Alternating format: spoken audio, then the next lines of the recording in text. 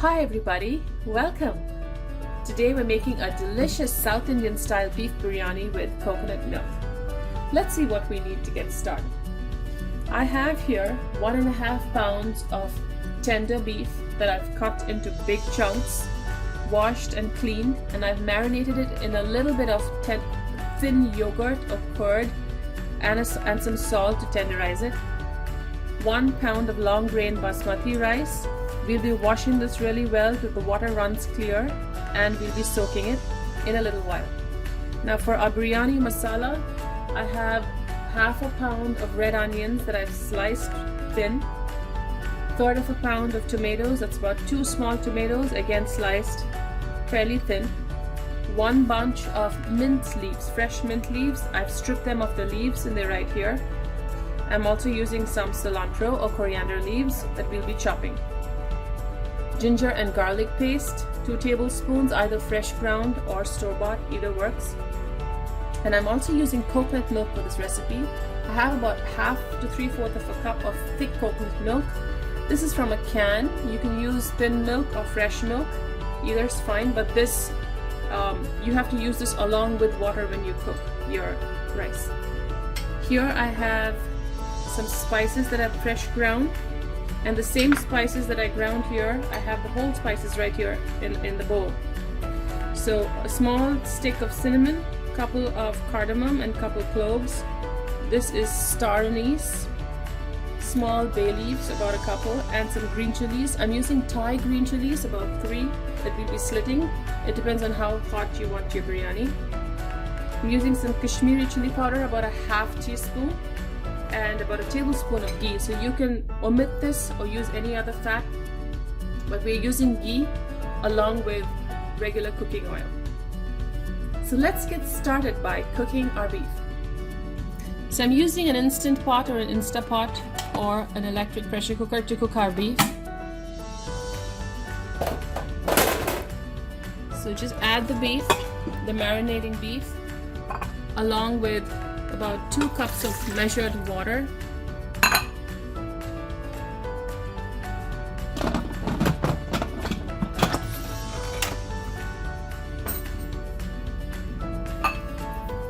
Plug it in and get the beef cooking.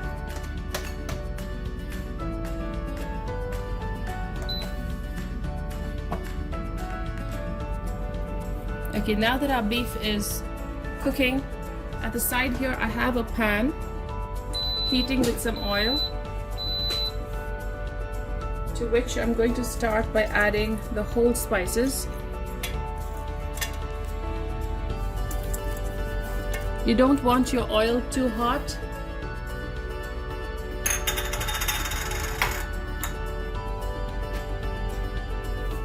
Because if your oil is really hot, your spices start popping. So we're just going to put the whole spices in at this point. The spice powder we will add later, after we add our onions. So I've increased the heat here to get the oil a little warm. Okay, now that the oil is heating up, I'm going to add our sliced onions.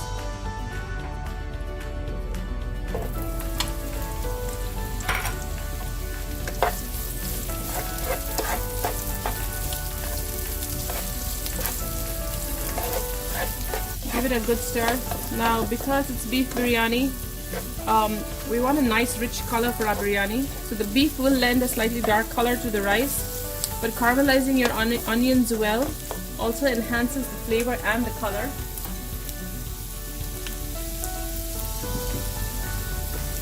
And whenever you cook onions, always add a little salt, because that helps your onions sweat.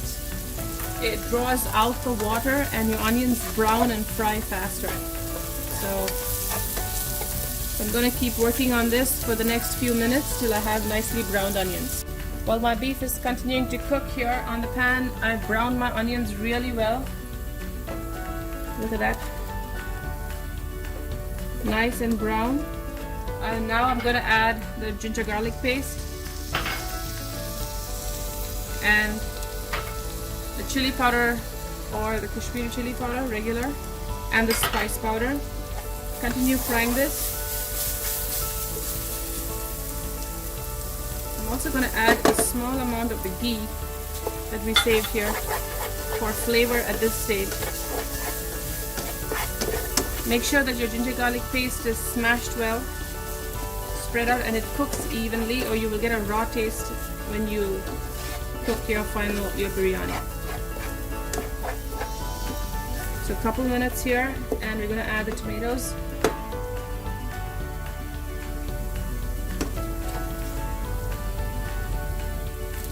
It's been a couple minutes. The ginger garlic paste is cooked, I'd say. Yeah. Adding the tomatoes and half of the mint that I've chopped finely, the stalks of the cilantro, coriander,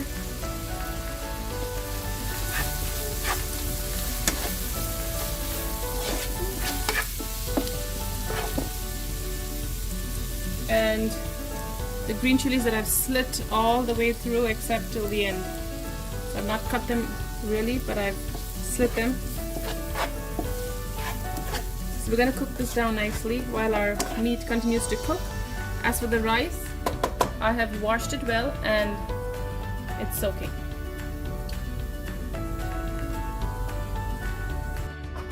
My beef is now cooked, so I'm opening the electric cooker and I'm going to take the beef out. Just the beef, because we need that water measured, or that liquid measured. So I'm going to take this aside.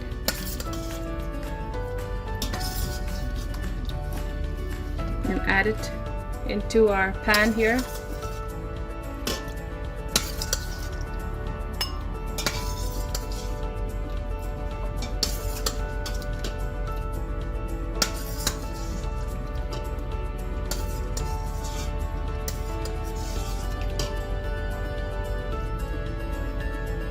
I need to measure this water along with the coconut milk.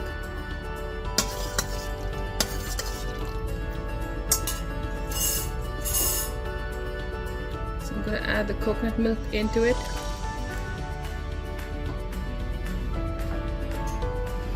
Give it a stir. And so along with this water, the soup and the coconut milk, you will need the correct amount of liquid to cook your rice. So we're going to do that.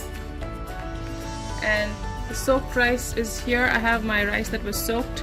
I'm going to add it to the pan, toss everything up.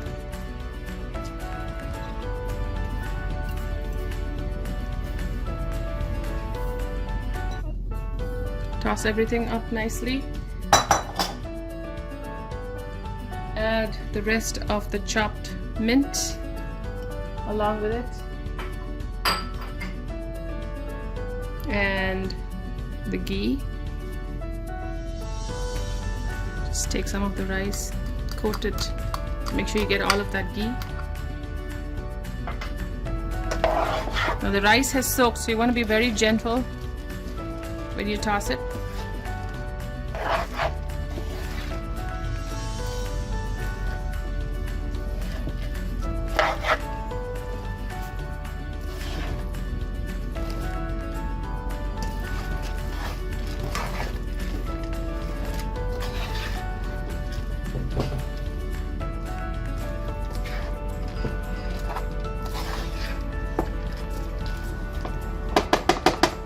And I'm going to light the pan again. I had turned the pan off because my onion tomato mixture was ready. So I'm going to turn the pan on again. Just get everything warm and to the same temperature. While this, I'm going to take this liquid, measure it. So I'm using 3 cups of rice. So approximately 1.5 cups of liquid is what I need. So I'm going to measure that and we're going to throw back everything into the pot and cook it. So there's about 4.5 cups of liquid in here. I misspoke saying 1.5 cups. So again, it depends on the kind of rice you're using and the amount of water that rice requires. But you essentially use a little less water than you normally would if you've soaked the rice, and I did for about 30 minutes. So 4.5 cups of liquid, which includes the coconut milk, the water that came from the meat, the soup, and some extra water. So 4.5 cups. To which I will be adding this rice and meat mixture. So it's all nice and warm, I brought it up to the same temperature so it cooks evenly.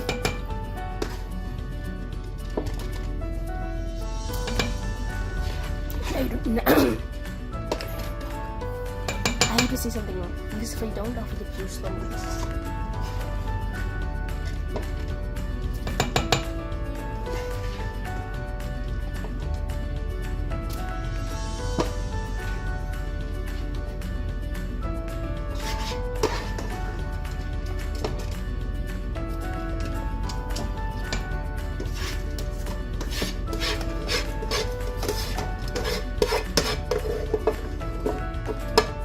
Talk in 3, 2, 1, go. So all of my rice is almost in there. Just trying to scrape every last grain. And all of the oil or anything that's stuck to the bottom of the pan. So if you have a spatula, that works really well. I love spatulas because they do a nice clean job when you have to scrape everything off a pan or a pot.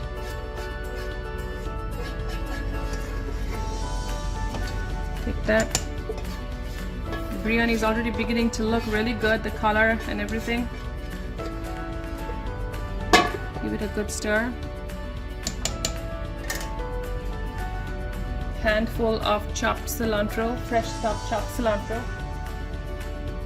And if you have the juice of a lemon or a lime, just go ahead and squeeze that in. So when you taste the water, and we'll be adding salt shortly, but when you taste this water, it should taste saltier than you think it should be for the rice, because remember that salt is going to be absorbed by all of the rice, which has no salt at all, and the meat, which probably requires a little more salt after the marination. Just stir everything well.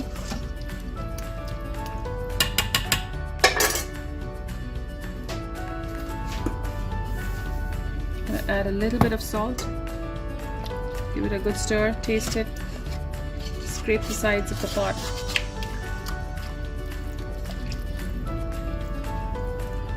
Taste for salt.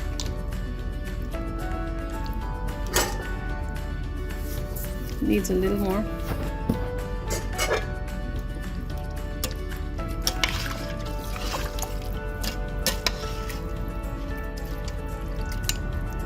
Okay, and I think it has enough salt, so I'm going to start cooking it. Closing the lid.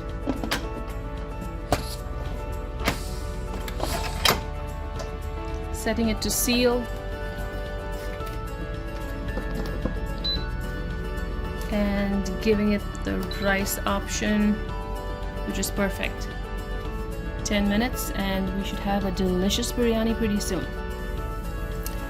My biryani is done and I've let the steam out, so I'm going to open up the cooker to take a look inside.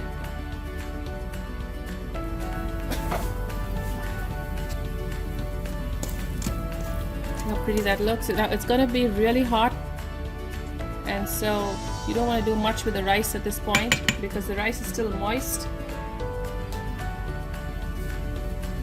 But just for a plating purpose, I'm going to serve a little right now. We can put it down.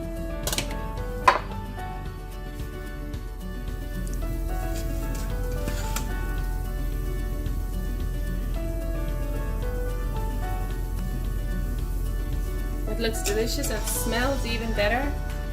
The meat is tender. The rice is all separate and fluffy.